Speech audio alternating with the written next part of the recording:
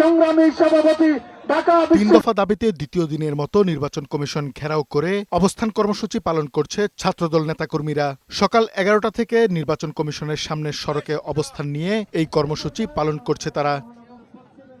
বিক্ষোভ ও অবস্থান কর্মসূচি থেকে ছাত্রদলের নেতাকর্মীদের অভিযোগ, একটি বিশেষ রাজনৈতিক দলকে সুবিধা দিতে নির্বাচন কমিশন নানা আয়োজন করছে। নির্বাচন কমিশনের পক্ষপাতিত্বমূলক আচরণে জাতীয় সংসদ নির্বাচনে প্রভাব পড়বে বলে অভিযোগ তাদের।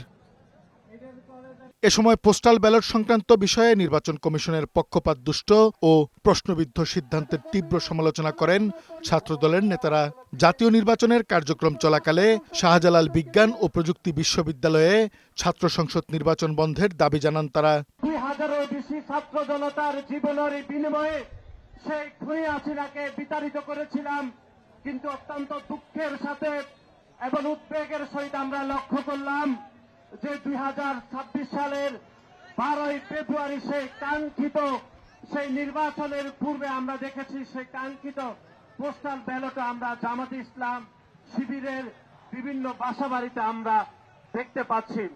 অবিলম্বে 3 দফা দাবি মেনে নেওয়া না হলে আরও কঠোর কর্মসূচি দেওয়ার হুঁশিয়ারি দেন ছাত্রদলের নেতারা।